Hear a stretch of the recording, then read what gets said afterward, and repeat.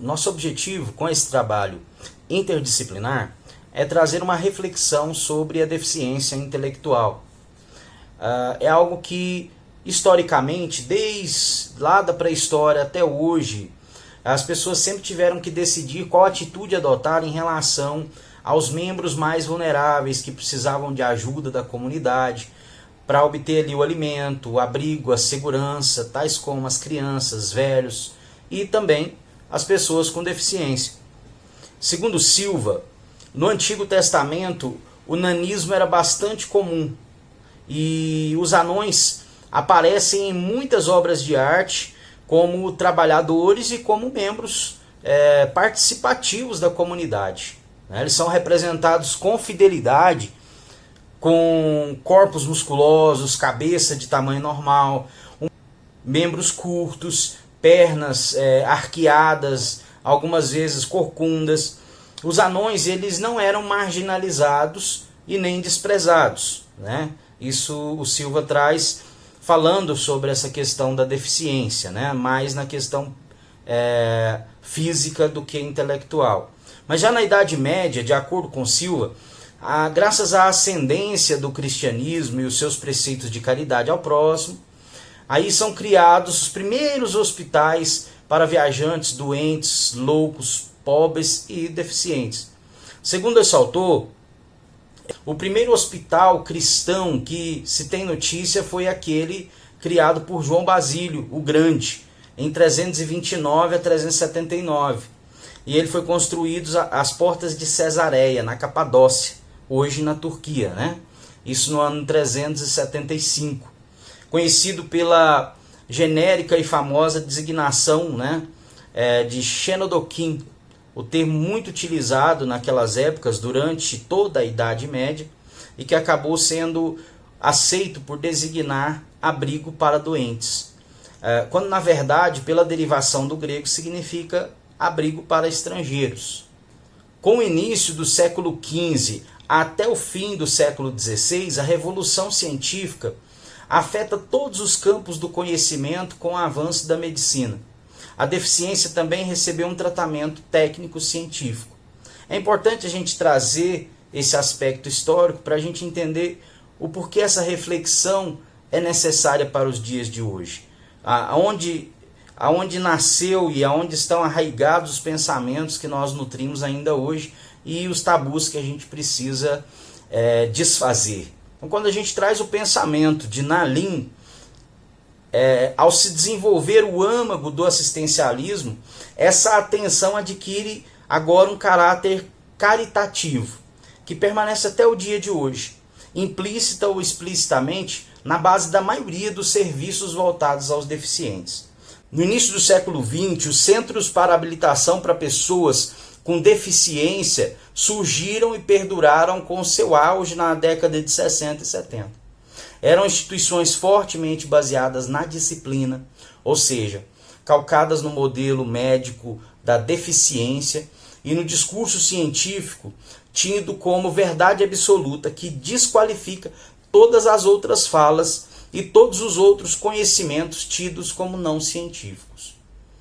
Para Nalim, nos centros de reabilitação, as pessoas com deficiência elas vão aderir ao modelo ideal e aos mesmos objetivos buscados pela instituição, ou seja, elas acabam por ocupar o lugar que a instituição lhes desenha. Elas vão ceder à lógica do desempenho, da produtividade e do compromisso moral e da readequação funcional tecnicamente prescrita. Elas vão se amoldar ao desejo da instituição. E aí busca-se a partir daí a reabilitação através da negação das diferenças entre sujeitos. A partir do discurso científico, reelaboram-se as concepções assistencialistas e se constrói a ideia de que o deficiente deve ser merecedor de uma técnica que lhe é ofertada como doação. Desde então, muito tem sido feito para trazer um novo olhar sobre os portadores de deficiência. A deficiência intelectual ela é entendida de maneira diferenciada pelas diversas culturas. e faz com que a comunidade internacional deva reconhecer seus valores universais de dignidade, de autodeterminação, de igualdade e justiça para todos. Quando a gente vai tratar sobre o preconceito do deficiente intelectual, a condição das pessoas com deficiência intelectual é um terreno fértil para o preconceito. Isso em razão do distanciamento em relação aos padrões intelectuais que se definem em função do que se considera a ausência, falta ou impossibilidade. Então fixa-se apenas um aspecto ou atributo da pessoa, tornando a diferença uma exceção. Vai descrever 3 tendências para explicar a desvalorização das pessoas com deficiência. É a consideração do preconceito como algo biologicamente determinado, o questionamento psicossocial, segundo o qual, no plano das relações sociais, os diferentes são menos tolerados. A tendência que a autora denomina político-econômica, em que ser deficiente resulta mais custos para o sistema social, que envolve desde a família até a sociedade mais ampla.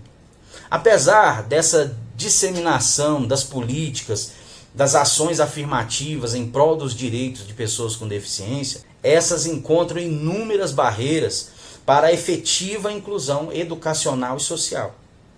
No caso dos sujeitos com deficiência intelectual, prevalece a representação social da incapacidade, contribuindo para a autoimagem inferiorizada, bem como limitada a autonomia e a participação pessoal.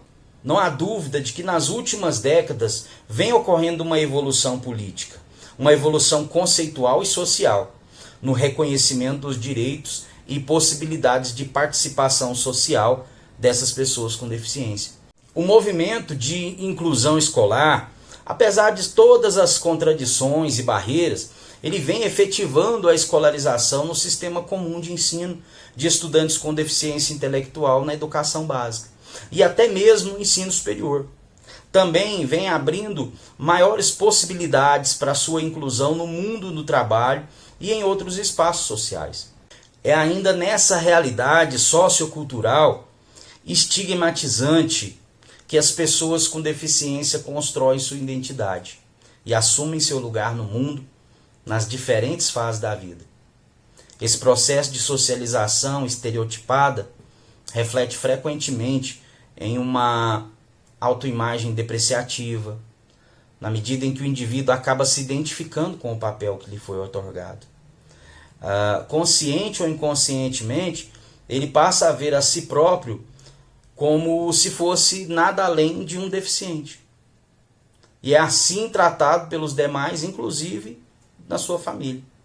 Justamente em função da desvalorização da capacidade de articulação de pessoas com deficiência intelectual, a sua visão de mundo raramente é levada em consideração na elaboração de teorias a respeito da deficiência ou no planejamento de programas de atendimento. Então, para a gente concluir, conforme nós trazemos esse aspecto histórico de como foi tratado a deficiência intelectual na antiguidade até os dias de hoje, a gente vê que ainda existe um caminho longo, ainda existe muito preconceito, ainda existe uma amoldagem dessa pessoa com deficiência intelectual a padrões de inferioridade, onde essa própria pessoa se sente inferior e adere para si o próprio preconceito que ele sofre. Então há ainda um caminho a ser percorrido, há ainda motivos que a gente precisa para dar voz a essas pessoas, para que algo diferente comece a ser feito, tanto na área da psicologia como na área social em geral. Que a gente possa se desfazer dos estereótipos e diminuir o preconceito.